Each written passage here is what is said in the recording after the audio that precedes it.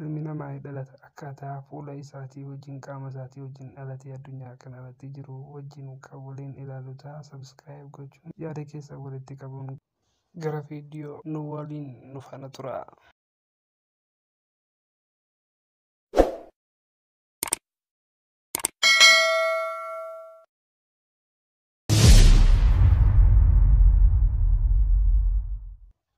Justin Sewers Ameerikaa Niw Jersii bakka jedhamtu keessatti dhalate. Akkuma argitan muraa funyaasaa yookiin akkaataa funyaasaa itti dhalate kanaa wajjin yeroo baay'ee haasaa nama ajaa'ibutti irra ka'aa ture. Fontonaazol Atroojiyaan dhukkuba jedhamuun qabamuu isaatiin kan funyaasaa akkana ta'e konkona bareedaa godhee agarsiisa.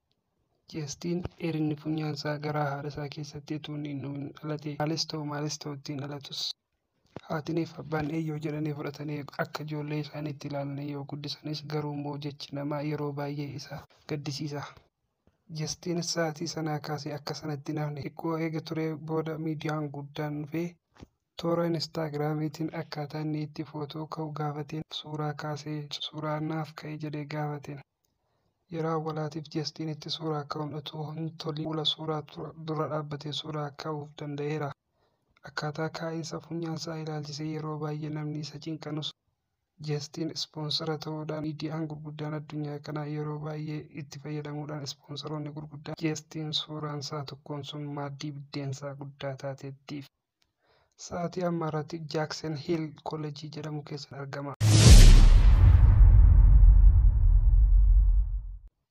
Kim Goodman namni akkanaa addunyaa kanarra ija guddaa akkanaa jira jedhee yaadu hin jiru. Amma yaaduu nama dadhabsiisu tokkodha. Iji guddaan kun ijoota baay'ee nama ajaa'ibsiisanudha. Kim balaa tasaa irra qaqqabee sookkeettiin ijasii yookaan qabduun ijasii hundeensaa gadi ba'ee deebi'uu akka danda'u addunyaa kanarratti beeksistee nu agarsiisteetti.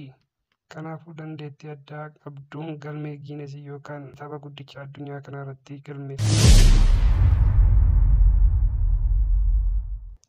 Hernaamitti fuula isii irratti waan addaa kana arguun waan hin yaadamne ture. Hernaam pooliisistek eenii taaraam dhukkuba jedhamuun yeroo baay'ee miidhamtee ture. Akka fuula dhiiraatti hareeda baay'ee fuula isii irratti arguu dandeenya. Kanarraan kan ka'e fuula namarraa baay'ee dhokachuu dandeesseetti. Kana ta'us ofitti amanamummaadhaan fuula namaa dura dhaabbachuudhaan Hernaam hojiidhaaf jecha karaa miidiyaa adda addaatiin of haasofsiisuu dandeesseetti. Hernaam galii miidiyaa irraa argattu wal qabatee amma of danda'uu gargaaruu bira dabarfattee ollaasii maatii ishee hunda gargaaraa jirti. Namoonni akka Hernaam baay'inaan hawaasatti makachuu hin barbaadanu. Maaliif hawaasni gara yaadaan waaduuf gatii sanaaf jennaan nama baay'eedhaan wal arguu hin barbaadani. Ofitti amanamummaa Hernaam qabdu kana mee koomantiidhaan nu beeksisa. Laaliit jechuun akkuma isin argitan gubbaa qaamni isaa rifeensa mataatiin guutamee jirudha. Laaliit jechuun haga ammaatti barumsarra jira. Garuu immoo qaamni isaa guyyaa dhalatu jalqabee qaama rifeensaatiin guutamummaan guutuutti guutamuudhaan akkaataa barumsaa itti baratu dhabaa ture. Yeroo baay'ee irra deddeebi'anii isaa hiriyoonni isaa cinqanus inni garuu barumsaaf harka hin kennine. Amma yeroo ammaa barumsa irratti argama. Laaliit akkuma dhalateen kiniinni yookaan qorichi hin argamneef kun dhiira yookaan dhalaa hin jedhu. Dubartii yookaan nama guddaa yookaan xiqqaa yookaan daa'ima hin jedhu hunduma qabuu danda'a. Laaliit gadi ba'ee isaatiin tapha taphatu keessatti yeroo baay'ee bineensa jedhanii dhagaatti darbachuudhaan arrabsaa turan. Garuu immoo namoota baay'ee jaallatan gatii qabu jennaan Laaliit harka bineensa yeroo baay'ee bareedaa ta'etu argama.